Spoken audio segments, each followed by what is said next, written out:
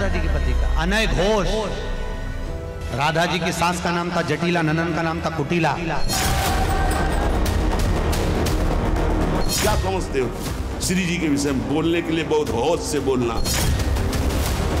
बरसाने की राधा नहीं थी, राधा जी थी रावल गांव की।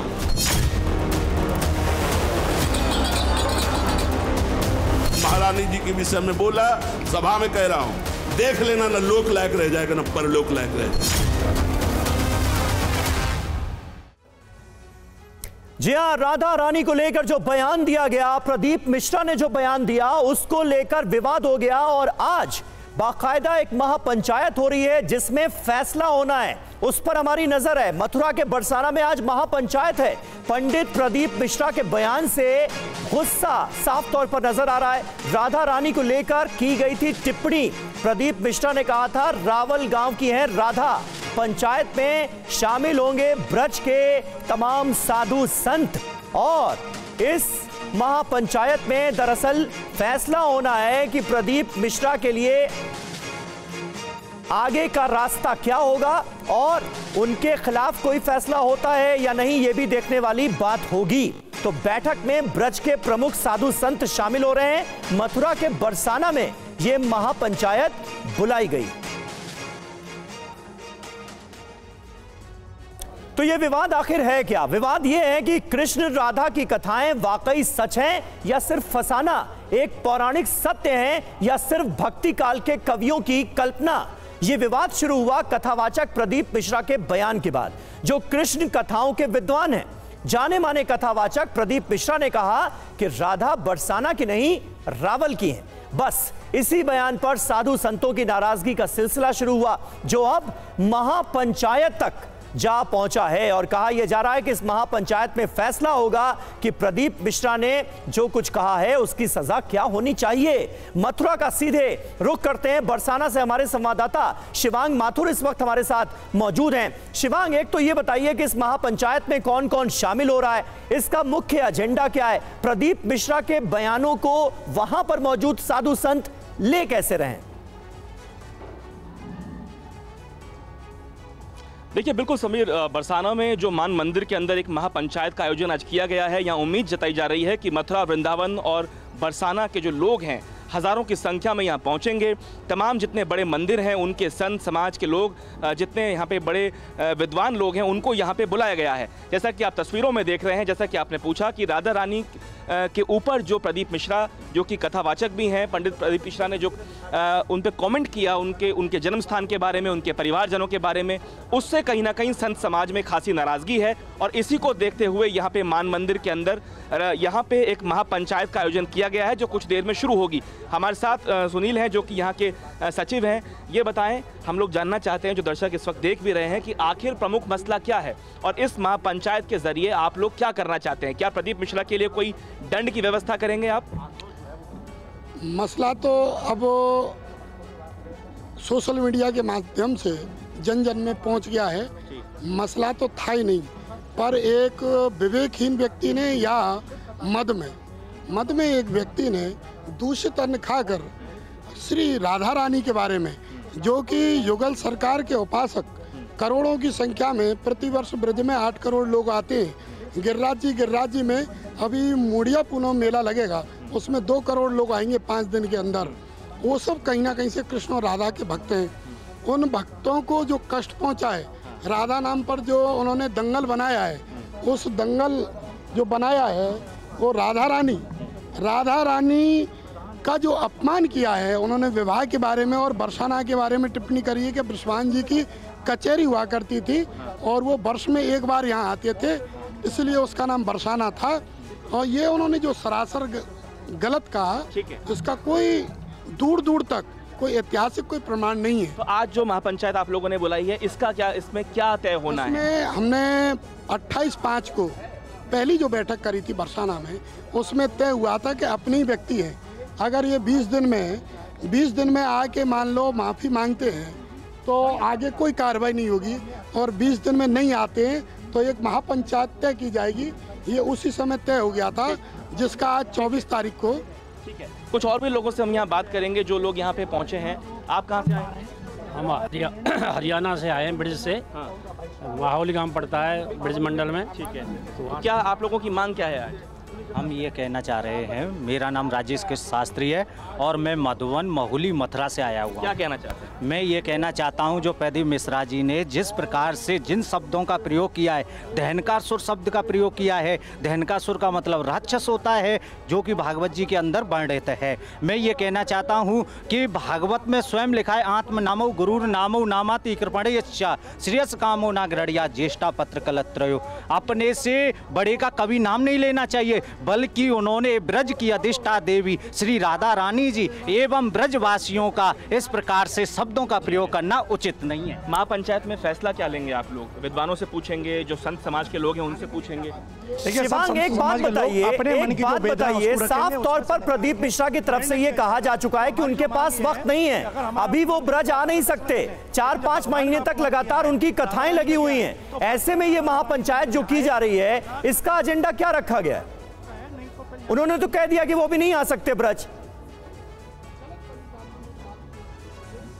बिल्कुल, देखिए, उन्होंने प्रदीप मिश्रा ने साफ किया है कि उनकी कथाएं पहले से सुनिश्चित हो चुकी हैं। हाँ। वो उस चीज़ का जो पैसा लेते हैं वो भी ले चुके हैं, इसलिए वो यहाँ पे इस वक्त तो नहीं आ सकते। लेकिन ब्रिज में इस वक्त जो लोग हैं, जो संत समाज है, उनकी ये मांग है कि वो यहाँ पे आएँ और आके माफ़ी मांगने का काम करें। प्रदीप मिश्रा कह रहे हैं कि वो तो नहीं आ सकते, तो अब वो नहीं आएंगे तो फिर आप लोग उनके लिए किस तरह का आगे का दिशा निर्देश जारी करें? आगे का निर्णय अब सभी उपस्थित होकर के जैसा निर्णय लेंगे, सभी ब्रजवासी, सभी सेवायत, पंचायत सभी जहाँ उपस्थित होंगे और शीघ्र जैसा निर्णय लेंगे ज्येष्ठ जन।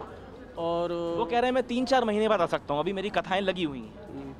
नहीं, ऐसा कुछ नहीं है। यदि इतने ब्रजवासी सब उनकी वाणी से आहत हैं, सभी संत वैष्णव जन आहत हैं, तो इतने लोगों की भावना का भी तो आदर करना चाहिए। बस एक दिन का समय लेकर के तो आ ही सकते हैं। ठीक, आप क्या कहना चाहेंगे महाराज जी? यहाँ पे मैं देख रहा हूँ तमाम साधु संत आ रहे हैं, आप लोग क्या कहना चाहेंगे? आप लोगों के मन में क्या चल रहा है? मन में वही है जो महाराज जी कह रहे हैं, वही अच्छा है। जी, ये बताएं कि प्रदीप मिश्रा जी साफ कह रहे हैं कि वो तो नहीं आ सकते। आज यहाँ महापंचायत का आह्वान किया गया है, किस फैसले पे आप लोग पहुँचना चाह रहे हैं? TV 9 के दर्शकों को बहुत बहुत बधाई। जय श्री राधे बोलिए सब, क्योंकि राधा रानी का काम है और राधा रानी के धाम से सभी श्रोता, सभी दर्शक राधा रानी की, लाडली सरकार की, हम सभी को संदेश देना चाहते हैं कि जो राधा रानी के नाम के साथ श्री भी नहीं लगाता, उससे बड़ा अपराधी कोई नहीं है। और वो आना नहीं चाहते, वो रावण हैं तो रावण बने रहें। ब्रजवासी तो अपना फैसला लेंगे और फैसला ये लेंगे कि जब तक वो राधा रानी के। चलिए ठीक है शिवांग, बहुत बहुत शुक्रिया। आप नजर बनाकर रखिएगा कि इस महापंचायत में क्या होता है। भक्तों की भावनाएं आहत हुई हैं और इस तरह का अगर कोई प्रस्ताव लाया जाता है तो ठीक बात है, लेकिन दंड का प्रावधान जिसका भी थोड़ी देर पहले जिक्र हो रहा है, वो कोई महापंचायत कैसे दे सकती है? उसके लिए तो कानून का दरवाजा जो है वो खटखटाना होगा। बहरहाल, राधा बरसाना की है या रावल गांव की, इस पर कई तर्क वितर्क हैं। TV 9 भारतवर्ष ने इसी सवाल पर बड़ी बहस की, जिसमें न सिर्फ साधु संतों ने अपना पक्ष रखा, बल्कि इतिहासकारों ने भी कुछ प्रमाणों का जिक्र किया। इसलिए इस पूरे विवाद की हर बारीक समझ के लिए आपको हमारा यह शो जरूर देखना चाहिए, जिसका नाम है राधा सच या कल्पना।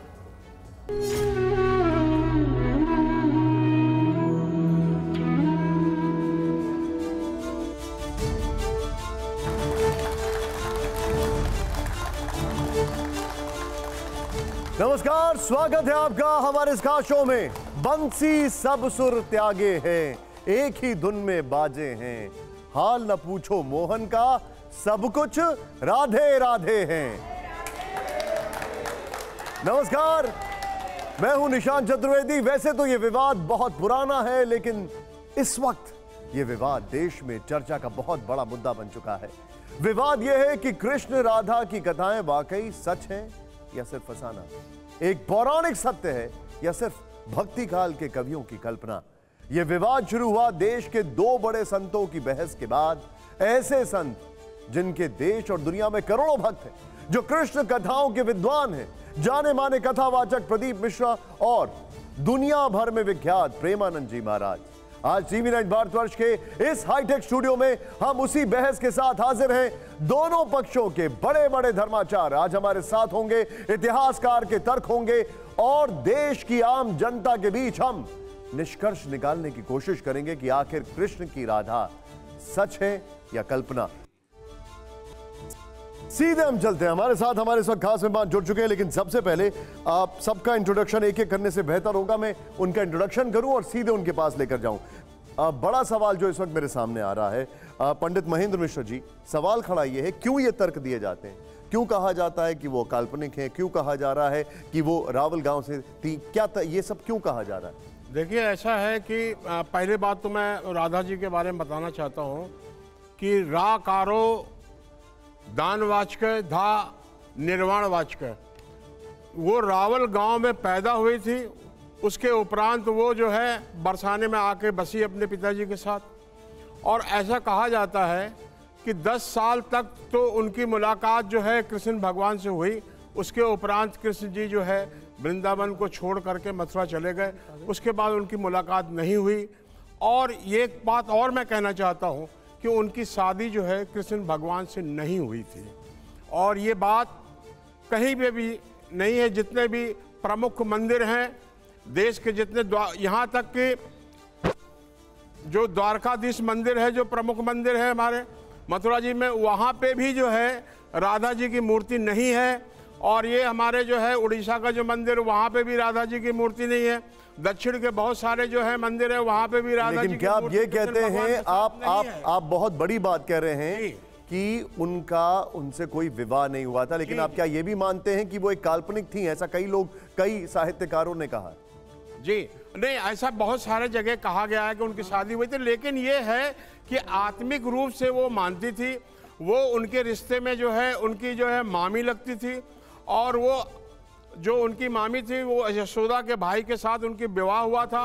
उसके पीछे भी एक बहुत बड़ी कहानी है।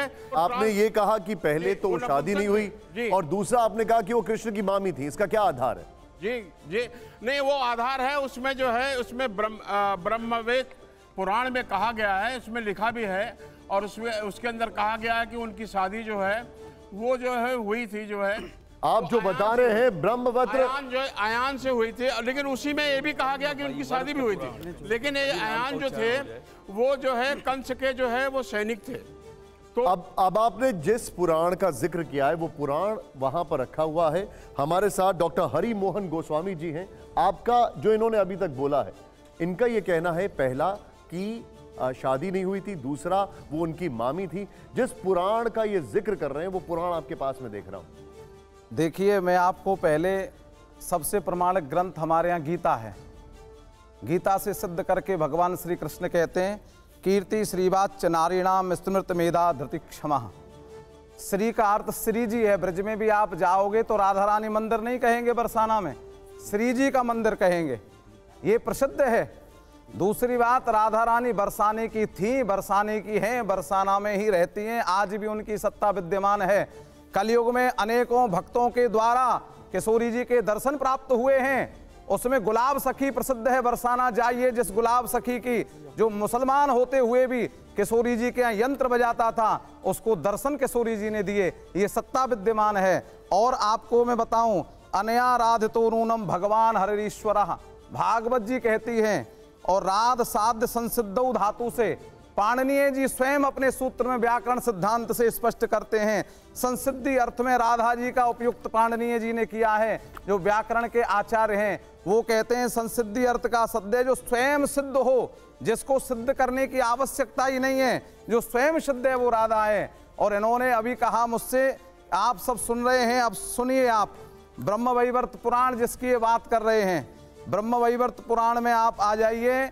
ये नर नारायण नारद जी के संवाद में जब भगवान श्री नारद जी ने नारायण से पूछा कि क्या आप हमें राधा रानी की कथा प्रसंग सुनाएंगे, और वहां शंकर जी ने, पार्वती जी ने शंकर जी से प्रश्न किया।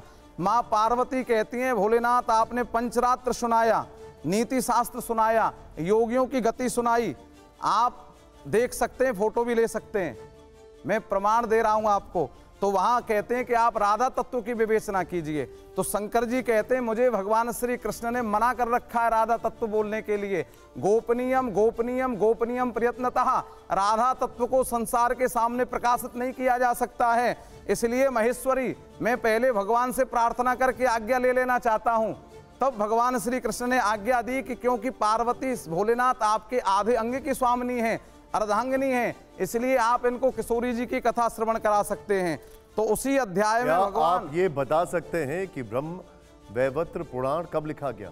ब्रह्म वैवर्त ये सब द्वापर के युग, महर्षि ये 5000 वर्ष से पहले हैं सब, क्योंकि ये ब्रह्म वैवर्त पुराण बहुत भागवत जी का पंडित हजारी प्रसाद द्विवेदी और कई सारे विद्वानों का ये कहना है कि ये पहली शताब्दी के आसपास लिखा गया। नहीं, ये सब पहले हैं, कहने से उनके कुछ नहीं होता, क्योंकि प्रमाण में आपको दे रहा हूं। सुखदेव जी भागवत में वर्णन करते हैं, द्वापर आदौ, द्वापर के आदि में मैंने भगवान वेद व्यास जी से भागवत पढ़ी। लेकिन देखिए पुराण तो बाद के हुए ना, सबसे लेटेस्ट पुराणों में आता है ना। भागवत जी से पहले 17 पुराण लिखे भगवान वेद व्यास जी ने, ये प्रमाण है। वेदों में जो है राधा का कहीं आप मेरी बात सुन लीजिए, एक मिनट बात कीजिए। मैं बोल रहा हूँ, प्रमाण सहित बोल रहा हूँ, जिस ग्रंथ का आपने नाम लिया उस ग्रंथ को लेके आया हूँ, साथ में आप उसको देख सकते हैं। और वहां जब उन्होंने बोला है भगवान राधा कृष्ण की प्रियतमा हैं तथा श्री कृष्ण ही वक्षस्थल में वास करती हैं, वे उन परमात्मा श्री कृष्ण के प्राणों की अधिष्ठात्री देवी हैं। और जिसको प्रदीप मिश्रा जी ने बोला है उसके लिए सुनिए, 12 वर्ष बीतने पर उन्हें नूतन यौवन में प्रवेश करती देख माता पिता ने रायण वैश्य, वो अनयन घोष नहीं है, वो रायण वैश्य है, प्रमाण में लिखा हुआ है, के साथ संबंध निश्चित कर दिया। उस समय श्री राधा घर में अपनी छाया को स्थापित करके स्वयं अंतर ध्यान हो गई।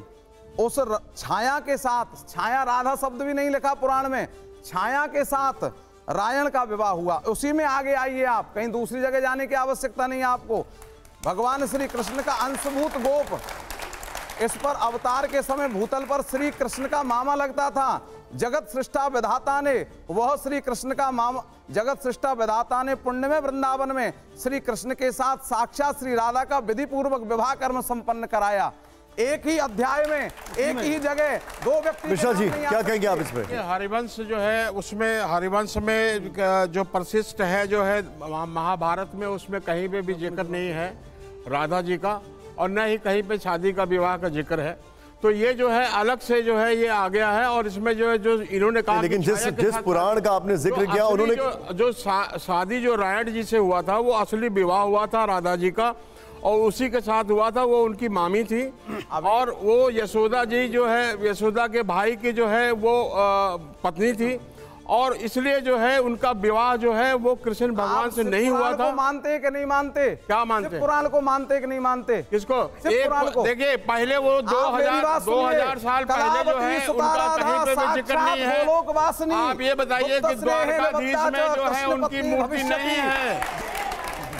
जो अवतार की बात है, सुखदेव जी के अवतार की बात राधा के रूप में, जी के रूप में होना है, तो राधा पूर्ववर्ती ठहरती हैं सुखदेव जी की, तो इस बात को मानने में थोड़ा सा कठिनाई होती है। आपको कठिनाई इसलिए हो रही है क्योंकि अगर आप देखें, जैसे महाराज, एक मिनट पहले सुन लेते हैं, एक मिनट पॉइंट बस मेरा ले लीजिए सर।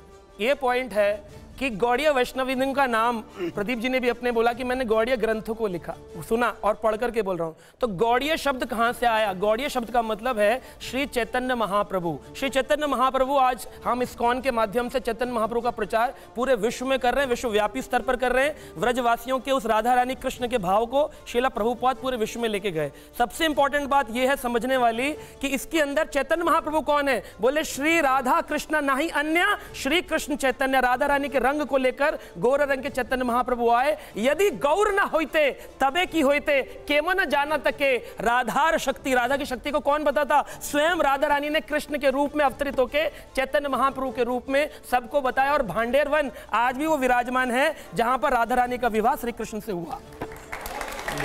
ओम जी, निशान जी, 2-3 बिंदुओं में मैं आपसे बातचीत करना चाहूंगा, मुझे समय दीजिएगा उतना प्लीज। एक तो पुराणों का जिक्र, जो आप कह रहे हैं कि केवल 2 पुराणों में उल्लेख आता है, कम से कम 9 से 10 पुराण हैं जिसमें राधा या राधिका नाम के साथ राधा रानी का उल्लेख है। ब्रह्म वैवर्त पुराण, पद्म पुराण, देवी भागवत पुराण, मत्स्य पुराण, लिंग पुराण, वाराह पुराण, नारद पुराण, स्कंद पुराण, शिव पुराण, इतने में कम से कम राधिका या राधा नाम के साथ उल्लेख है। एक बात। दूसरी बात, जो हरिवंश पुराण, विष्णु पुराण में कुछ भी नहीं है, सब में होना जरूरी नहीं। जैसे आपने कहा कि महाभारत में नहीं है, अरे भाई महाभारत का कथानक सबसे ऑथेंटिक तो विष्णु जी के वही माने जाते हैं ना। नहीं, महाभारत का कथानक या कथावस्तु जो है उसमें राधा नाम की गुंजाइश कहाँ है? बात यह है कि आप, ये कुतर्क है कि फला जगह नहीं है। नहीं इसलिए है क्योंकि उसके कथावस्तु या कथानक में शायद वो नाम, वो चरित्र फिट नहीं होता, इसलिए नहीं है। 1 दर्जन जगह पे है। एक बात। दूसरी बात, जैसे आप अभी काल की बात कर रहे थे, इतिहास और संस्कृति के विद्यार्थी के रूप में अगर हम लोग क्रोनोलॉजी डिसाइड करते हैं तो ये मानते हैं कि जो पुराण है उनका जो अंतिम संकलन है, फाइनल कंपाइलेशन है, वो गुप्त काल में हुआ। गुप्त काल यानी 4वीं-5वीं शताब्दी में हुआ। रचना काल उससे बहुत पहले का है, आके फाइनल कंपाइलेशन हो रहा है वहाँ, तो कम से कम वहाँ तक प्राचीनता जाती है। उसके बाद जाइए, इतिहास में एक सातवाहन वंश हुआ है। मैं आपके माध्यम से अपने दर्शकों को बताऊं कि उसमें एक हाल नाम का राजा हुआ। हाल नाम के राजा ने एक प्राकृत में ग्रंथ लिखा, गाहा सतसई, गाथा सप्तसती उसका संस्कृत वर्जन है, जिसमें 700 छंदों में खूब विस्तार से राधा का उल्लेख किया है। आपकी अनुमति हो तो मैं एक आध प्रस्तुत करूं। और वो 20 से 24 ईस्वी के बीच हाल का कालखंड माना जाता है, यानी पहली शताब्दी जिसका जिक्र कर रहे हैं जी। उसके लिए कहा जाता है कि वो 5वीं शताब्दी के आसपास लिखा गया। कई सारे लोग ऐसा कहते हैं। नहीं, ये एकदम कुतर्क है। हाल का समय ही जब 20 से 24 ईस्वी है, सातवाहन वंश, और वो इस्टेब्लिश्ड है। यहाँ तक कि लेफ्टिस्ट हिस्टोरियंस भी इस बात को बहुत ठीक से मानते हैं कि सातवाहन का कालखंड पहली दूसरी शताब्दी है और 20 से 24 ईस्वी हाल हैं। तो ये तो कुतर्क है कि 5वीं शताब्दी में लिखा गया, एकदम बेकार की बात है। पूरा देश देख रहा है, पूरा विश्व देख रहा है। या तो सनातन की बात को पूरा मानिए, आधा माने आधा नहीं माने, ऐसा नहीं चलेगा। जब सौनकादिक ऋषि बैठ करके 18 पुराण सुना रहे हैं नैमिषारण्य में, उसको हम पढ़ रहे हैं, तो वो कौन सी शताब्दी है? वो तो महाराज आदिकाल की शताब्दी है। बात बताइए, ये अनावश्यक रूप से बहस कर रहे हैं। ये हिंदू धर्म की खूबसूरती है कि यहाँ पर केवल हमेशा दुनिया में प्रत्यक्ष रूप से स्थापित है। एक मिनट, अगर आप अपनी आवाज बुलंद कर लेंगे तो औरों को नहीं बैठा सकते ना। आप सुन लीजिए पहले, एक मिनट सुन लीजिए, एक मिनट, आप सभी को बोलने दीजिएगा। आप ओम जी, मतलब देखिए तेरी मथुरा अपने राज्य। एक मिनट, हाँ, मैं स्पष्ट करना चाहूंगा इस विषय को। मैं आ रहा हूँ, अभी आ रहा हूँ। भाई ललित जी, एक तो इस तरह से कैटेगराइज करना, क्योंकि इस हिसाब से तो बहुत सारे ऐसे लोग मानते हैं कि पूरा अलग-अलग वैदिक साहित्य है। नहीं, आप जो हाँ। साहित्य और इतिहास का कैटेगराइजेशन कर रहे हैं वो एकदम कम से कम उस कालखंड में जाके बिल्कुल। क्या आप गाहा सतसई को धार्मिक ग्रंथ मानते हैं? मैं गाहा सतसई को पूरा ऐतिहासिक ग्रंथ मानता हूँ। मैं ऐतिहासिक ग्रंथ मानता हूं जिसमें धर्म अध्यात्म अंतः गुम्फित हैं। अगर आप उसको धार्मिक ग्रंथ नहीं मानते हैं तो आप उसका रेफरेंस फिर कैसे ले सकते हैं? नहीं, मैं तो कह रहा हूं कि वो धार्मिक, ऐतिहासिक, साहित्यिक सभी चीजों को पूरित करने वाला ग्रंथ है। अब आपने अपना पॉइंट रख दिया। एक मिनट, एक और इंटरप्रिटेशन। कुछ विद्वानों का कहना है, ये काफी रिसर्च सामने आई, कि भागवत के एक श्लोक में आराधिका शब्द को राधा से जोड़ा गया। आराधिका जो है, अगर उसकी बात की जाए तो उसको विलक्षण से भी जोड़ा जाता है। जो सबसे विलक्षण थी वो क्या राधा है? जी, मैं आपके पास आ रहा हूँ, आपके पास वो श्लोक बता भी दीजिएगा। हाँ, जोड़ा नहीं गया है, अन्य आराधितो नूनम ये है ही है। रास 5 अध्याय भागवत के 10वें स्कंद के 90 अध्यायों में 5 रास अध्याय भगवान का मुखारविंद है। अगर रास 5 अध्याय को हटा दो तो प्राण ही निकल जाएगा श्रीमद् भागवत का, और उस प्राण को निकालकर दुनिया रास में फिर किसकी चर्चा हो रही है? पूरा वर्ल्ड जानता है, एक मेटीरियल व्यक्ति, भौतिक ज्ञानी भी जानता है, कृष्ण भगवान ने किसके साथ रास किया था? राधा रानी के साथ। राधा को निकालकर कहते कि रास हुआ नहीं, भागवत में नहीं, तो ये कैसी चर्चा हो रही है? जो आराधिका शब्द का इस्तेमाल हुआ है उसका अर्थ क्या है? शब्द को सुनो, व्याकरण सुनते हैं। मैंने आपको सबसे पहले पाणिनीय व्याकरण का उदाहरण दिया। पाणिनीय व्याकरण का राध साध संसिद्ध धातु से पाणिनीय व्याकरण में, पाणिनीय को मानते हो कि नहीं मानते? पहले बताओ। पाणिनीय जिन्होंने संस्कृत का व्याकरण निर्माण किया उनको मानते हो कि नहीं मानते? जब पाणिनीय जैसे आचार्य ने ये वर्णन किया है कि राधा स्वयं सिद्ध है, उसको सिद्ध कोई कर नहीं सकता इस पृथ्वी पर, तो क्या ब्रह्मांड पर राधा को सिद्ध करने वाला कोई नहीं है? देखिए, मैं पहले ये बता चुका हूँ कि रा कारो दानवाचक, धा निर्वाणवाचक। राधा जी जो थी वो लक्ष्मी जी के अंश के रूप में पैदा हुई थी, तो इसलिए जो है उनको जो है लक्ष्मी के रूप में माना जाता है। हम केवल इसलिए आए हैं आचार्य जी, प्रमाण किसको दें? प्रमाण लेने वाला तो कोई हो, किसको प्रमाण दें? रासेश्वरी परा, आप हमारी इतनी सी बताइए क्या कह रहे हैं? प्रमाण दे रहे हैं। अगर प्रदीप मिश्रा ने प्रमाण की बात की है, मेरा कहना है, सुनिए, हम प्रमाण दे रहे हैं ना। हम एक बात आपके चैनल से कहना चाहते हैं, हम ब्रजवासी, एक मिनट, वृंदावन की धरा पर पूरे शंकराचार्य, चारों शंकराचार्य, चारों सनातन के, नहीं मेरी बात सुनिए पहले, चारों सनातन के जगत गुरु, चाहे वो रामानुजाचार्य हों, चाहे हमारे चैतन्य गौड़िया संप्रदाय के हों, चाहे वो निम्बार्क संप्रदाय के, चारों जगत गुरु, चारों शंकराचार्य, भारत के बनारस और आपके कर्नाटक दुनिया भर से विद्वान आए और ब्रज में शास्त्रार्थ हो, अगर प्रदीप मिश्रा सिद्ध कर देता है कि श्री राधा का विवाह जो साक्षात गोलोक वासिनी है कृष्ण के अलावा किसी के साथ हुआ है, तो हम चरणों में पढ़ करके साष्टांग प्रणाम करेंगे। तो प्रदीप मिश्रा को किसी विश्वासी से नहीं, राधा रानी की चौखट पे आकर के नाक रगड़ के माफी मांगनी पड़ेगी, अन्यथा उसका विनाश। तो ये प्रमाण कह रहा है, तयोर भेद करिष्यन्ति ये च विन्दन्ति राधिकाम कुंभी पाकेन पच्यन्ते यावद वही ब्राह्मणो वया। जितने दिन ब्रह्मा की आयु है, जो राधा कृष्ण में भेद समझता है, उतने दिन तक कुंभी पाक नरक में यातनाएं भोगता है। हम तो उसके पाप को कम कर रहे हैं, उसके पाप को इसलिए कम कर रहे हैं कि वो आकर के राधा रानी की चौखट पे अगर नाक रगड़ लेता है तो मेरी राधा रानी इतनी करुणामयी है कि वो उसको क्षमा कर देंगी। और ब्रजवासी तो राधा के लिए जीते हैं, मुन्ने मत भिन्ने को भी तैयार है। मुन्ने मत भिन्ने, उनका जो है प्रदीप जी का क्या था कहना, बात कर रहे हैं हम, आपने जो कहा उसका सम्मान है, आपने जो कहा उसका सम्मान है। एक बार जरा उनका तर्क सुनो। हमारा इतना 2000 वर्ष पहले मैडम 2000 वर्ष पहले ही राधा जी का जिक्र हुआ। पहली बार आचार्य निम्बार्क जी, उसके बाद हम किसी चर्चा पर राजी नहीं है। पहली बार प्रदीप मिश्रा पर चर्चा होगी। प्रदीप मिश्रा गलत है कि नहीं? बोलो। प्रदीप मिश्रा पर चर्चा होगी। मैं प्रदीप शास्त्रार्थ करना तो ब्रज में आइए। नहीं, प्रदीप मिश्रा जी को नहीं जानता। शास्त्रार्थ 1 घंटे में नहीं होगा। अब अपना पॉइंट रखिए। मध्यकाल में पहली बार आप हमारे शास्त्रों को झूठा बता रहे हैं। आपकी बात ऑनर जा रही है, बोलिए। हाँ, ये निवेदन करने का है कि प्रदीप मिश्रा ने ये कहा, मूल बात पे हमको लड़ना चाहिए। बिल्कुल, उन्होंने कहा कि राधा का विवाह उनके साथ हुआ और भगवान कृष्ण के साथ नहीं हुआ। प्रदीप मिश्रा कहना क्या चाहता है कि भगवान श्री कृष्ण किसी और की पत्नी को लेके खड़े? ये छोटा विषय नहीं है, ये किसी विदेशी ताकत की इसमें षड्यंत्र है। नहीं, ये बहुत एक मिनट, यदि हमारी मातृभूमि को कोई आक्रमण करता है तो हमारी भारत सरकार आतंकवादी घोषित कर देती है। ये तो मातृभूमि की भी जननी है। अच्छा, ये उसके लिए इसको आतंकवादी हो जाए? नहीं, ये व्यासपीठ मर्यादा की है हमारी मर्यादित व्यासपीठ पर इनको बैठने का हक नहीं है। नहीं, बिल्कुल स्वरूप होता है, इनकी हैसियत कैसे हो गई? जब शंकर जी इस बात को नहीं बोल रहे हैं, हमारे से बात अनाथ शिव नहीं बोल रहे हैं, तो ये शिव की कथा कहता है। शिव की कथा कहने वाला व्यक्ति ये शिव पुराण के श्लोक को नहीं मान रहा है। हमारे जितने भी मंदिर है, क्या अभी मोदी जी ने विश्व में राधा कृष्ण का मंदिर बनवाया? क्या वो गलत है? क्या मथुरा में राधा कृष्ण का मंदिर है वो गलत है?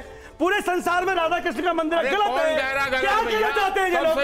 ये अलग बहस कर रहे हैं। अगर शास्त्रार्थ करना है ब्रज में आइए, आपका सम्मान है। सभी हमारे पूज्य शंकराचार्य भगवान आएंगे, पूज्य आचार्य आएंगे। किसकी हैसियत है? एक बात बताओ आप, राधा जी का विवाह जो हुआ था उसमें एक तिथि होगी, वो कब तिथि थी? कहीं पे लिखा है क्या?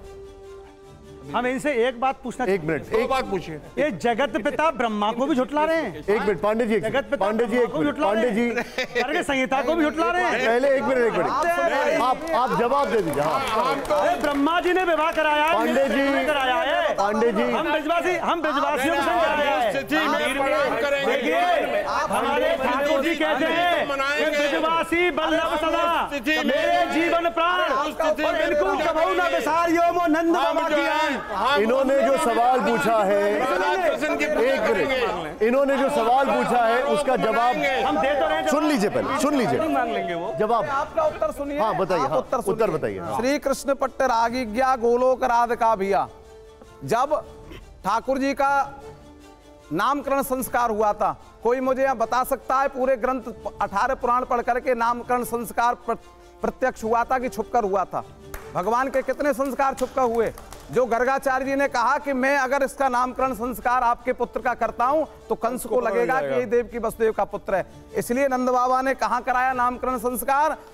गौशाला में छुप करके गोपनीय रूप से। और जब कराया तो राधा रानी की कुंडली दिखाई।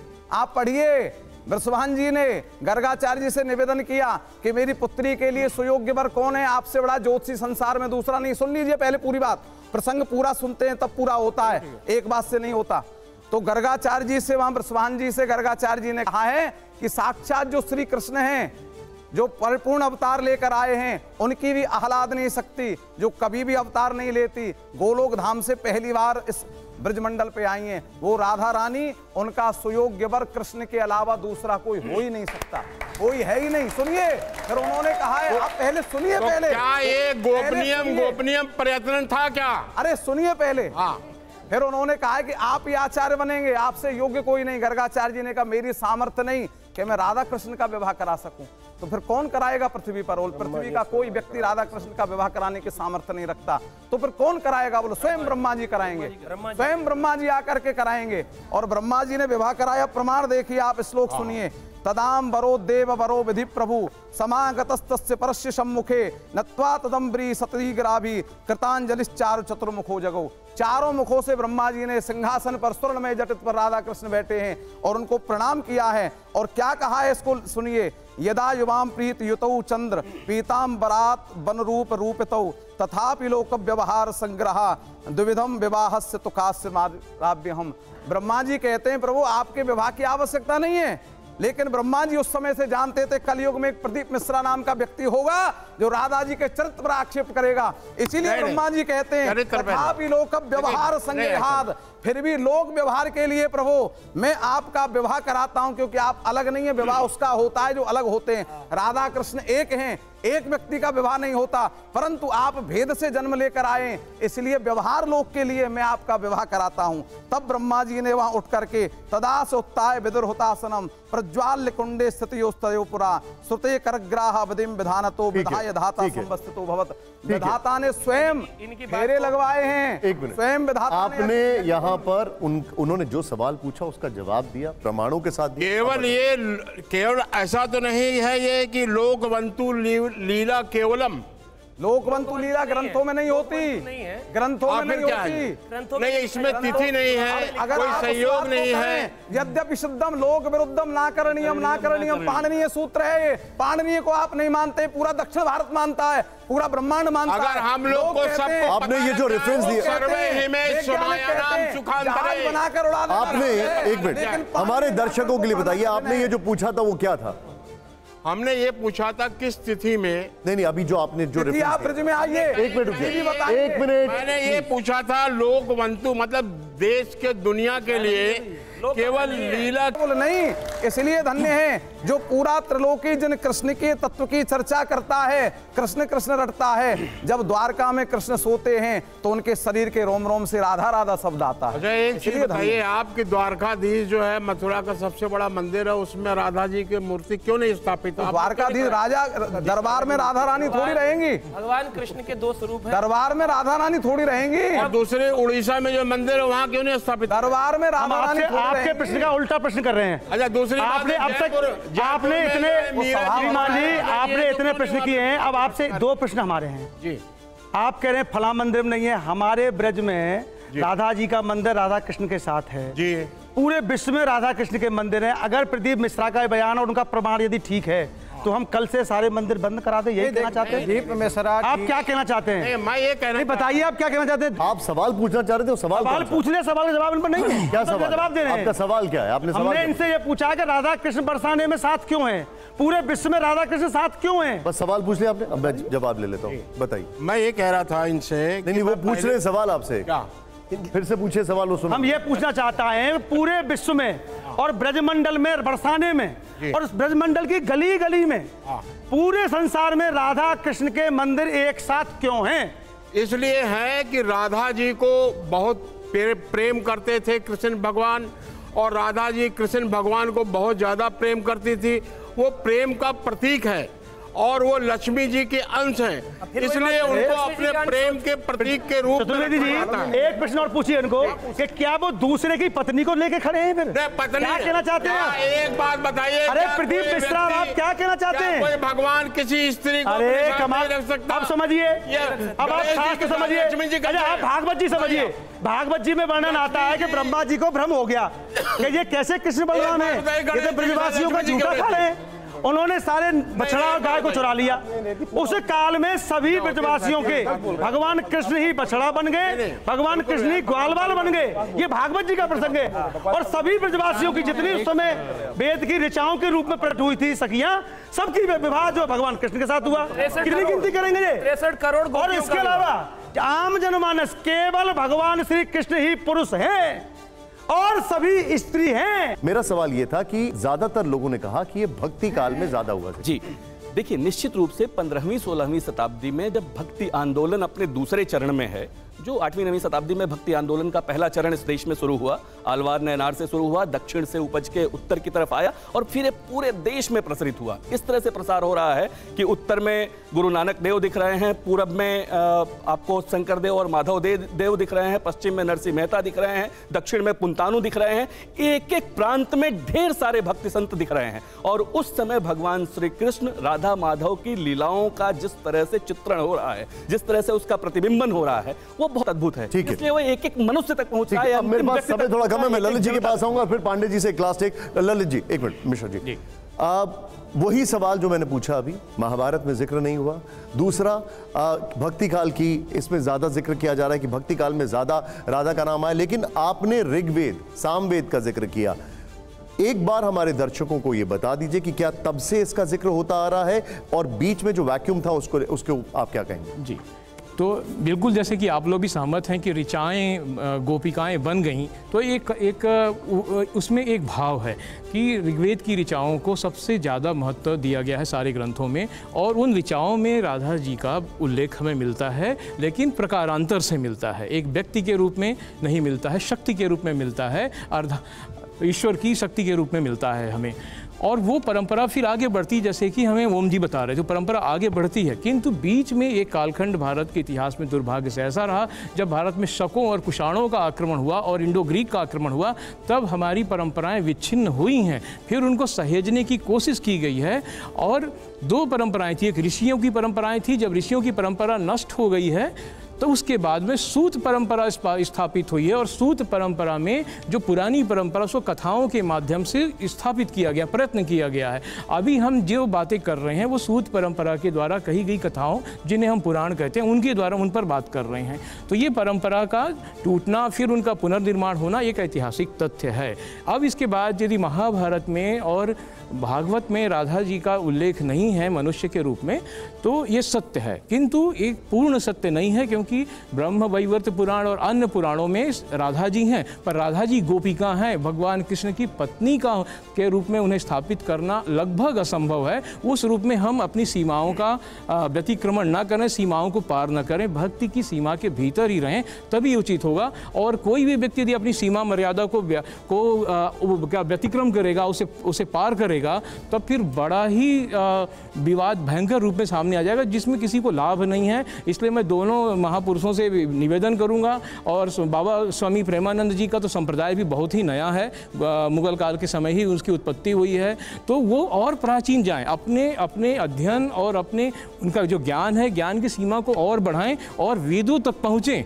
और अंत में मैं इसे अपनी तरफ से समाप्त करने के लिए कहना चाहूँगा कि हमें पतंजलि ने जो अध्यात्म का विज्ञान दिया है, उसमें ज्ञान के भी ऊपर आनंदमय कोश है। तो जब हमें ज्ञान होगा, जब हम आनंदमय कोश में किसी भी रास्ते से चलें, कृष्ण कहें, राधा कहें, शिव कहें, किसी भी रास्ते से चलेंगे, ज्ञान हमारा बढ़ेगा, ज्ञानमय कोश में हम पहुंचेंगे। साइंस है ज्ञानमय कोश, मतलब विज्ञान में साइंस है। उसके बाद जब हम एक मिनट जब हम आनंदमय कोश में पहुंचते हैं तो राधा तत्व है। तो आनंदमय कोश तो हमारे शरीर में ही इस प्रकृति ने बनाया हुआ है, तो उससे अस्वीकार्यता नहीं है, किंतु उसका मिथकीय रूप, उसका जो है शास्त्रों से हटकर दूसरा रूप, मनोरंजक स्वरूप राधा जी का नहीं है। ये सब स्वरूप ठीक नहीं है। ब्रह्मा जी की बात को झुटला रहे हैं आप, ब्रह्मवैवर्त पुराण को झुटला रहे हैं आप, गर्ग संहिता को झुटला रहे हैं आप, शिव पुराण को झुटला रहे हैं। अरे उन सब को छोड़ दीजिए पुराणों को साहब, आप तो हमारी सनातन परंपरा को झुटला रहे हैं। क्या 5,500 वर्ष से जितने भी आचार्य और ऋषि और पूर्वज हुए, वो क्या झूठे थे? प्रयास था, आप ही सत्य